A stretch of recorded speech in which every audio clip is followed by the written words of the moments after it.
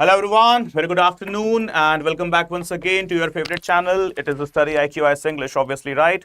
And my name is Praveen Mishra and let's begin today's very important session. It's a case study for all of us with regard to the subjects of Indian polity, governance, as well as your interview, right? So it's not just a question for one stage, prelims. It is always the stage. It is, the other platforms as well, like the mains examination, the interview guidance as well, the interview examination as well, right? So when we simply talk about this one topic, that is railways, it is one of those most beloved topics of UPSC, which UPSC has given us the hints every year. Every single year you take up the prelims question paper or the mains question paper, you will find at least one question, maybe directly, or in case not directly, then indirectly referring to the profit and loss of Indian Railways, basically the structure of Indian Railways. Remember guys, the most important thing that we need to discuss. Transportation of any nation, not just India, of any nation, is its backbone, right? Backbone of the economy along with the backbone of the society. So this is what you need to mark. And India, with a population of 1.45 billion and with a huge chunk of population that heavily relies for its commutation and transportation from one end to another, is on railways, right? So railways is the biggest backbone of our economy as well as our society. So we are celebrating, as we can see, from 1853 to 2025, okay, a grand 172 years of service of the Indian Railways, right? So let's talk about the features. Now the question here is what you have already seen into the title, how to make Indian Railways profitable. So before we begin, there is a very good question. Is Indian Railways in loss? Do you think our railway is a loss-making organization or is going in profit? Well, let me answer this question in layman. Indian Railway is something, what you can say, it runs on neck-to-neck basis. As in simply, it is not incurring losses, but also not having much of the profit as well. Basically speaking, it is, covering the turnaround or the turnover basis. Okay. So simply speaking, what we can say, it is not utilizing its full capacity. Indian Railways could be a particular organization or a particular sector of the economy that could gain the most, that could earn the highest, that could be the most profitable organization, not only in India, but also throughout the globe. Every single year, okay, billion people, you can simply call it billion people, they do travel through the Indian Railways, right? Out of 1.45 billion of the population, what you can have here is billion people, they are traveling every year. And apart from that, we have got the freight corridors, we have got the other corridors as well with us. But still, after that, Indian Railways is just earning 1 rupee out of 98.15 paisa spent. So this is what not my analysis is. This is what the Comptroller and Auditor General of India, the CAG of India, has given in his report in the year 2023. Out of every 1 rupee earned by Indian Railway, how much money, how much capital has been infused? What is the capital expenditure actually? So it is 98.15 paisa precisely. So you can see how much are we earning? Just 1.85 paisa per every 1 rupee 85 paisa per every rupee. Per every 98 means like per every 1 rupee, what you are calling it. Okay, so the earning is quite less, right? Earning is quite less. We could earn 100x more than this. 100x more than this. That's the reality. Okay, so this is what we need to discuss here in the upcoming whole session. So the first thing that we must put here is the annual revenue, the total annual revenue of the Indian Railways. What is that? Okay, as we can see here, the budget estimate of, this is 2024-25 data. Okay, make it clear guys that we are discussing not 25-26 but 24-25. Okay, so the budget estimate was 2.95 lakh crores. Okay, that is the revenue target, not budget estimate exactly, but the revenue target. What it was? 2.95 lakhs crore. How much did we actually earn? It was 2.64 lakhs crore. Okay, so still way behind, way behind than the actual figures, right? Now, if we talk about the breakup, where actually revenue came from. So the freight revenue, that was 1.85 lakh crores, that is 70% of the total earnings. So as you can see, Indian Railways heavily relies on where?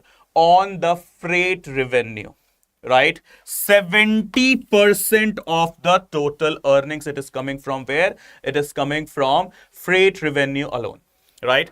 Then next what we have got? Passenger revenue. Just 65,000 crores. As in simply in percentage, 25% only, right? That's it. And now finally, other sources, that is miscellaneous sources. Simply you can say 5%, that is 14,000 crores roughly, right? So other sources, it consists what? The parcel, the catering, the land leasing, etc. Okay, but yes, as you can see, the backbone of economy, railways, and the backbone of the railways is what? It is the freight revenue.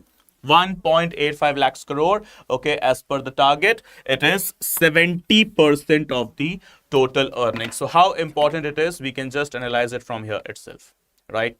And now, this thing that needs to be discussed here before discussing the total capex or the total budget and everything. So here is the fact. Despite being one of the largest railway network of this globe,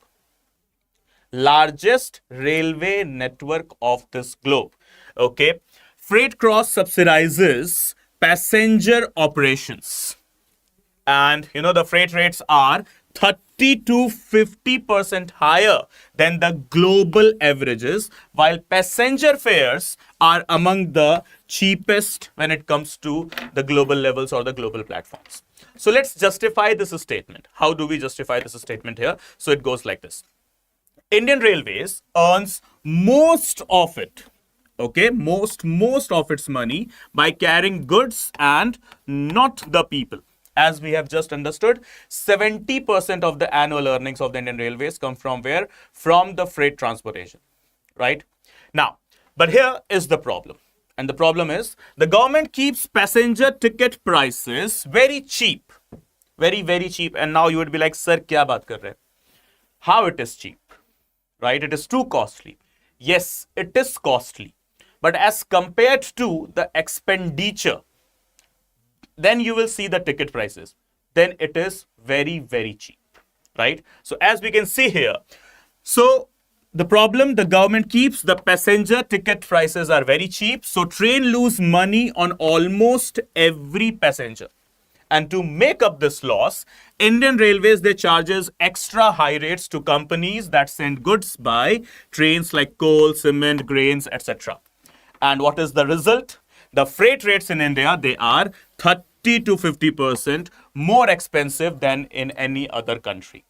Okay, while the passenger tickets, they are some of the cheapest in the world. Yes, you heard that correct. The passenger tickets in Indian Railways, they are one of the cheapest in the world, right? So before criticizing the railways next time, okay, whenever you talk about that, prices are hiked, remember this data. As you can just understand it with the help of an example. And what is the example here?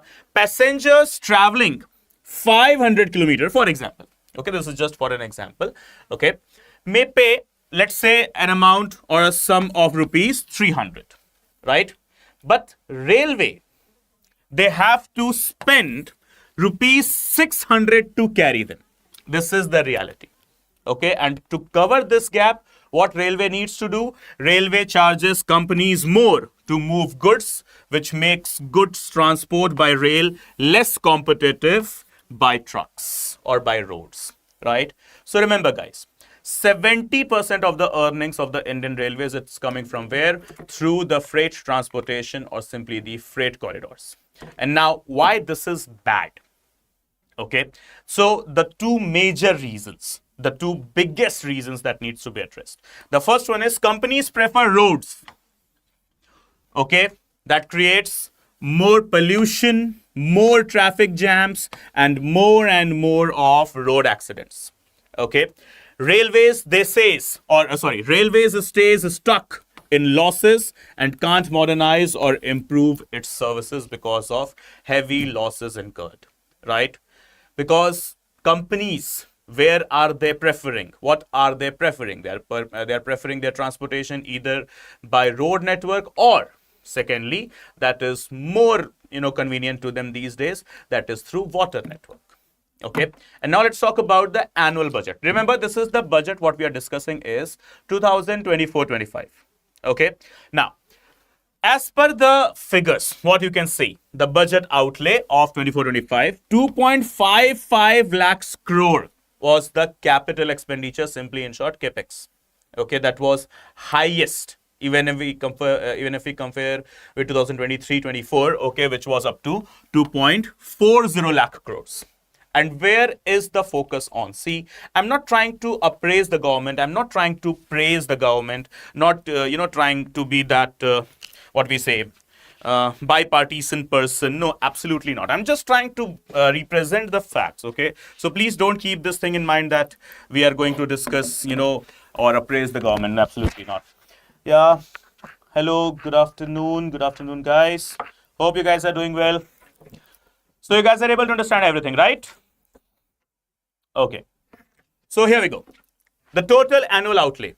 So we have got the highest annual budget of the railways, that is 2.55 lakh crores, okay, 24-25 session. And where is the focus on? So government is trying its best, at least into the railway department. I must appreciate government. We must appreciate government. Okay, at least in the railway department. I'm not talking about the holistic appreciation. Okay, that's totally individualistic preferences. Okay, you might criticize the government on the same point, and on the same point, some person could be appraising the government as well. But here is the figure in front of us. So whether we are in favor or not doesn't make any difference.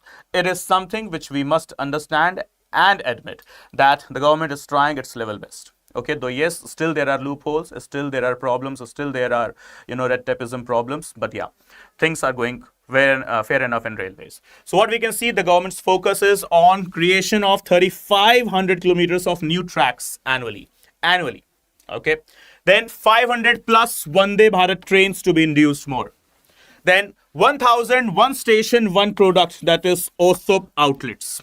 And apart from that, track electrification, station redevelopment programs, etc., they are going on, right? Like, for example, what I have seen personally, if I talk about. So I come from Varanasi. Okay, my hometown is in Varanasi. So there, if I talk about not the main Varanasi junction, okay, but when I talk about the other railway station we have got, that is in the name of Madhwadi. Now it has been renamed as Banaras. So Banaras railway station, not Varanasi junction. Okay, Banaras railway station, that was erstwhile named as Madhwadi. Okay, so Madhwadi railway station is one of the cleanest and one of the most upgraded railway stations. And apart from Madhwadi, if we talk about the railway station of Ayodhya, or even the railway station we have got in Bengaluru. Okay, so some modernized, upgraded railway stations, and they are with better user interface, or the passenger interface, basically. Next, why railway budget was merged with the union budget? Remember, guys, since 1920s, okay, railway budget was having a separate department, and the national budget used to be different. Okay, but in the year 2018, as we can see, this thing was changed. Okay, 2017 actually, this thing was changed, and the annual budget was merged with the railway budget, or simply speaking, railway budget was merged with the annual budget. And why it and how it happened? So merger happened in the year 2017, which was announced itself in 2016. And whose recommendation it was? It was based on the recommendation of a committee. The name of the committee is what? Bibek Debroy Committee. And also on the advice of Niti Aayog. And what are the reasons? What were the reasons? So here are the reasons with us.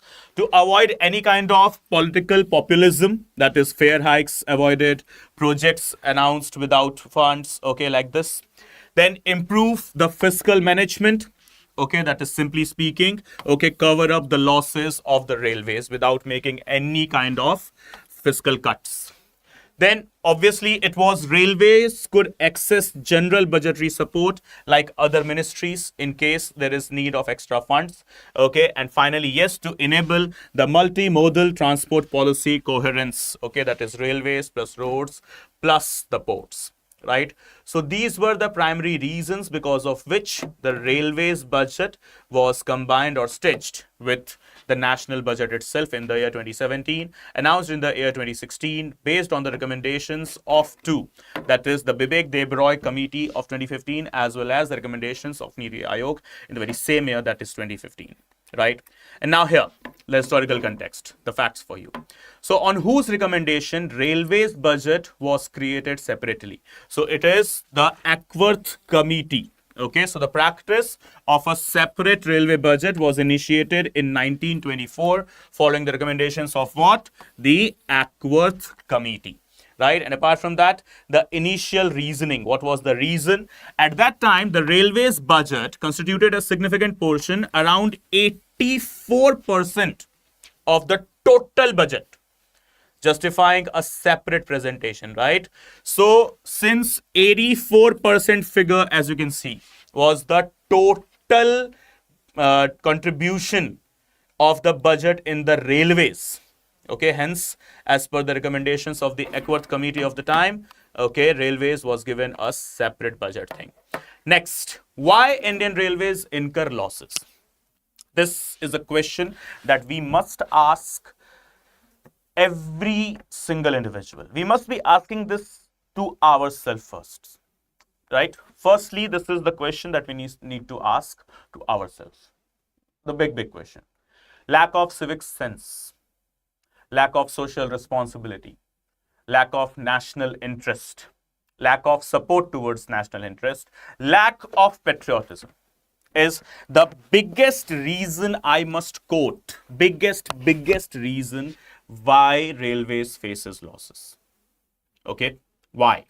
So lack of support towards national interest, patriotism, civic sense, social responsibilities. This is where we incur losses. And then when the railways, they have to increase the prices, then we are the people, those who are criticizing first. So as we can see, the operational ratio, 98.15% in 22 to 23. So simply speaking, rupees 98.15 spent to earn rupees 100. Okay, 98.15 rupees spent to earn just rupees 100. So what is the actual expenditure? 98.15. What is the actual profit? Just rupees 1.85. And this could be 100.85 if we utilize everything at its best. So the reasons: high social service obligations like subsidized tickets for students, seniors, military. Though I must not quote here military, that's needed. Okay, we must not add the questions of military here. Okay, then overstaffing and high pension bills. Big problem, right? The erstwhile techniques, the 19th century, 20th century techniques are still prevalent in 21st century, unfortunately, and this needs to be addressed. 55,000 crore plus yearly, okay, it is still spent on pensions and those staff which is not even needed many of the times. Okay, 55,000 crores. इतना पैसा बेचारे पाकिस्तान को मिल जाए, वो मतलब गंगा नहा ले. खैर पाकिस्तान का गंगा से क्या लेना देना, लेकिन फिर भी बेचारा ही बोलूंगा, अब बुरा लगता है पाकिस्तान के लिए थोड़ा सा. अब now I feel bad for Pakistan, enemy state, but या आई फील पिटी. बुरी तरीके से मार खा रहा है ना. एक दिन खत्म भी हो जाएगा, फिर बहा देंगे हम भी अस्थियां इंडस रिवर में कहीं ना कहीं. इंडस भी है, चेनाब है, सतलज है, झेलम है, ब्यास है, right. Somewhere will have to perform the last rites of Pakistan. I am very much concern now, right. इतना कैसा करेंगे, right. So Poor pity Pakistan, shame on you Pakistan, go to hell Pakistan. Right? But yeah, honestly speaking, now I feel pity. खाने को खाना नहीं, पहनने को कपड़ा नहीं, है ना, उड़ाने को मिसाइलें नहीं, ठीक है, तुम्हारे मिनिस्टर्स घूम रहे हैं लग्जरियस लाइफ देश भर में, दुनिया भर में, ठीक है, जाते हो डोनाल्ड ट्रंप के पैरों पे गिर जाते हो, उधर से शी जिनपिंग के पैरों पे गिर जाते हो, जिंदा क्यों तुम लोग? Let me tell you something, there is a very good weapon, okay, available, तुम लोग के पास तो होगा ही, नोन एज सल्फाइड, है ना, ऐसा खाने का और निकल जाने का। इतनी जिल्लत भरी जिंदगी जीने का तुम लोगों को मतलब क्या है?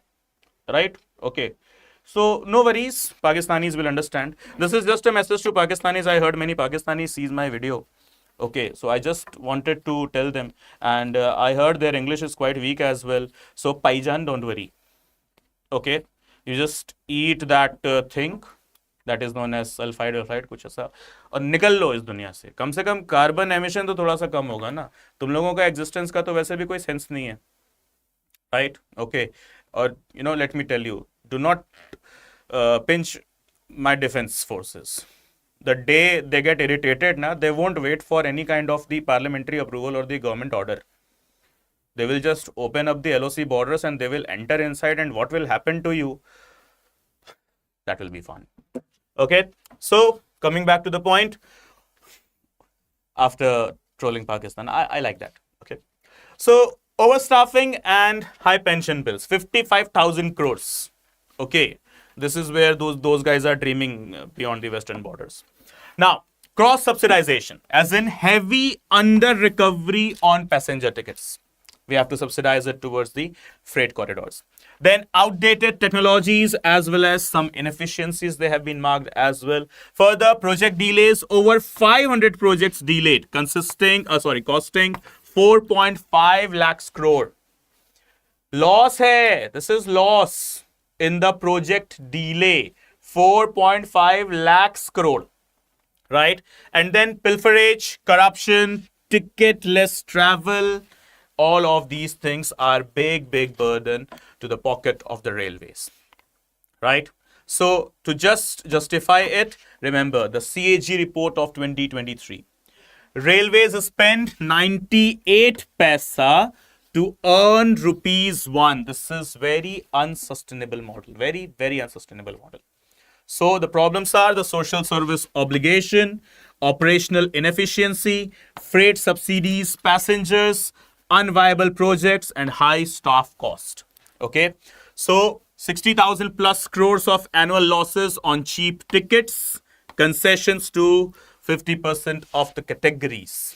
Right, so this is where the railways, they do incur loss. And now you would be like, sir, this is needed as well. Yes, this is needed ultimately, but we can also look forward for another proper viable solution. Okay, viable solution, because if railways, they will make profit, it will, you know, give profit to our pocket only, it will ease our lives only, it will make our life comfortable only. Right, so this is what we need to understand. Okay, so we need to change this data, and we need to change it at the earliest possible time.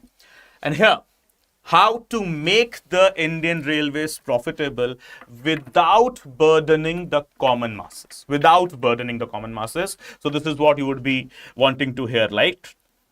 So the previous slide was troubling. Now let's discuss this one. The boost to boost the freight business. This is the biggest thing what we can do, as 70% of the earnings is coming from the freight business. So we need to boost it. Okay, so complete dedicated freight corridors, that is to be made. Then diversify the freight basket. Simply speaking, the cement, the FMCG, the fast moving consumer goods, the automobiles, as well as the agri-produce.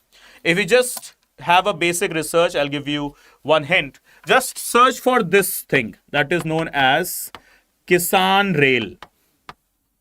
Okay, just search for this thing that is known as Kisan Rail. Okay, and then how we can enhance our revenue, or simply the earnings, by increasing the non-fare revenue. Non-fare revenue as in expand station redevelopment. Simply speaking, the real estate model like airport models. Okay, we can privatize the railway stations at least. Okay, then advertising, land monetization, corporate train services like Bharat Gaurav train service we have got. Okay, you can have the Ram circuit, you can have the Krishna circuit, you can have the Jagannath circuit, okay, you can have the Northeast circuit. Okay, so these are the trains, okay, that are related to what? Bharat Gaurav. So we can enhance such type of trains. And then talking about the tourism factors. Okay, what we can do? Luxurious tourist trains. Okay, like we have got that train, if I'm not wrong with the name, Palace on Wheels. Okay, pilgrimage circuits, just like Bharat Gaurav trains. Okay, so we can adopt such models. What? The first and foremost is, like, for example, the metros in Delhi. They are highly commercialized as in through the medium of advertisement. The metro stations, they are kept on bid, okay, in crores and crores of rupees. And the metro stations, they are only generating a revenue of 100 plus crores just with advertising. Just with advertising. Okay, like for example, this is XYZ railway station, this is XYZ metro station. Okay, for example, okay, this is XYZ metro, and it is funded, or it is, having the advertisement by this company known as ABC. Okay, so it is named as ABC XYZ metro station. Okay, even the metro trains are having heavy advertisements over them, inner body as well as outer body, right? So advertisements could be the best boost. First thing, okay, so where we need to focus on? We need to focus on firstly the advertisement. Then apart from that, the land area of the railways, it could be monetized as well, providing it on lease to the corporates for the sake of any kind of structural development. Okay, then corporate train services, obviously Bharat Gaurav, and tourism focus, just like Bharat Gaurav again, and Palace on Wheels again, if I'm not wrong with the name of the train, right? So these are the things which we can use. And first and foremost, we need to enhance the system of the railways. We are still following the 19th and 20th century practices, okay, inside 21st century. Okay, like still, I'm not against the pension system, okay, that is needed, but still we can revamp it. How much pension is exactly needed? Who are the actual beneficiaries of the pensions? Okay, are they really getting the benefit of the pensions? Apart from that, overstaffing. Okay, railways, they are many of the time burdened with extra number of staff. Okay, and that you might have yourself experienced. So whatever your experience is, guys, with regard to the railways, whether with regard to the overstaffing, passenger ticketing, pricing, okay, ticketless traveling, or any XYZ issue, please do let us know into the comment section, and we shall surely consider it into the next session. Okay, guys, and apart from that, further thing, what can be done to save, or simply speaking, not save actually, to enhance the profit? So it is what? Energy savings. Energy savings as in how? Electrifying all routes. And it is our target as well. By 2030, Indian Railways should be providing net zero emission. Net zero emission with regard to what? Obviously, carbon dioxide. Okay, this is what the railways has committed, that by 2030 they will be 100% electrified. Apart from that, solar panels should be established on the rooftops of all the railway stations, right? Solar panels, so that we can have electricity through the solar panels itself. Further, PPP and private participation, simply. Like for example, we are doing it in the roads. Okay, public-private partnership. Okay, the BOT model, build, operate, and transfer model, okay, or BOOT model, we are using it in our road network constructions, right? So we can use them same in our railway network construction. Okay, so simply speaking, more private trains under regulated pricing. See, there could be people who would be criticizing this point, that we are focusing on privatization. See, privatization is not bad. Controlled and limited privatization is needed as well for any economy to grow. Yes, mark my words, controlled, okay? A boundaried privatization is needed. Okay, then finally, what we need to discuss is the technology adaptation. More Vande Bharat type efficient trains, AI-based route optimization, and predictive maintenance. We need to focus on this. Okay, so this is where how we can make our railways profitable. And in case you want to get benefited as well.